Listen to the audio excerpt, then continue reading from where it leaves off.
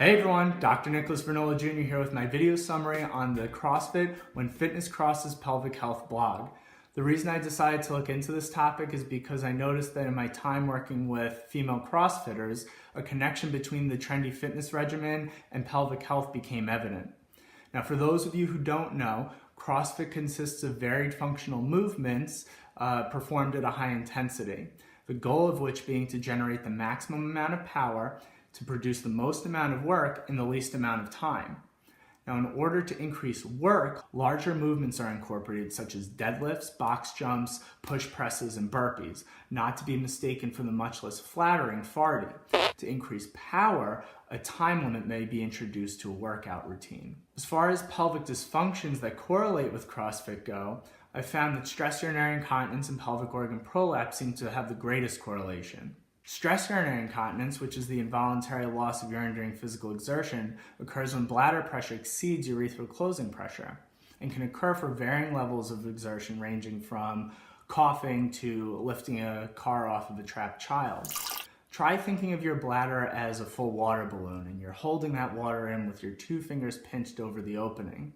When all of a sudden, someone comes along and squeezes the water balloon. If they squeeze hard enough, the pressure created by your fingers will be overcome and water will leak out. Risk factors of this condition include decreased estrogen, heavy exertion, and pelvic organ prolapse, which is the falling, slipping, or downward displacement of organs that originate in the pelvis, with further classification based on what organs are involved, how far that organ moves, and what vaginal wall is implicated. Symptoms of pelvic organ prolapse include the sensation of heaviness or pressure in the vagina, pain in the lower back or pelvic areas, difficulty maintaining or initiating the flow of urine, increased desire to urinate, as well as stress urinary incontinence. While the associated risk factors include increased intra-abdominal pressure, high-intensity exercise, and decreased estrogen. By now, you might have noticed that risk factors of stress urinary incontinence and pelvic organ prolapse coincide with some aspects of CrossFit. But is there truly a significant connection? For each CrossFit task, there's a standard of movement that outlines how to begin and end an exercise, but not necessarily what to do in between. Without that guidance, a participant does the best they can, as fast as they can, leaving the anatomy to compensate however it deems necessary through the use of different muscles and strategies that may subject the participant to injury. But despite the risks we discussed, 20-minute typical CrossFit sessions have shown an insignificant increase in pelvic organ prolapse when compared to controls. However, anecdotally, I have found that CrossFit does have some connection to pelvic health. So for those of you who are going to participate, let's take a look at ways to maintain good health.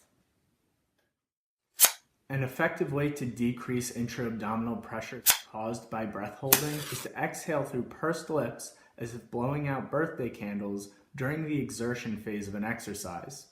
For example, when performing a box jump, inhale as you bend your hips and knees and exhale as you leap forward onto the box. To address the risk factor of decreased estrogen, warming up prior to your competition with the clock during a CrossFit class may increase estrogen levels in your blood. However, a good warm-up is not to be considered a substitute for prescribed estrogen therapies by a physician.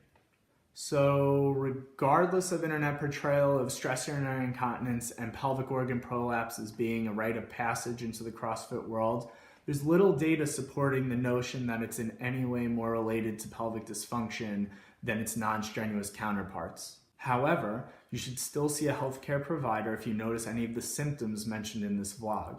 As long as you're seeing a gynecologist regularly, it may be appropriate to see a physical therapist specializing in pelvic health. He or she should be able to accurately diagnose and treat stress urinary incontinence and pelvic organ prolapse. And if a physical therapist isn't available near you, be sure to speak with your local urogynecologist, urologist, gynecologist, or primary care physician in order to open the door to a healthier pelvic floor. Thanks so much for listening, and for more information, be sure to visit my website at drnicholasvernolajr.com, where you can either read the blog or listen to the podcast.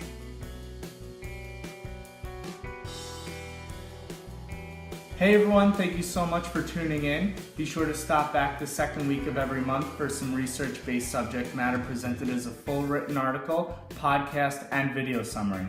Clinicians, you can also stop by weekly for my Sunday supplemental, where I'll be providing some clinically based suggestions.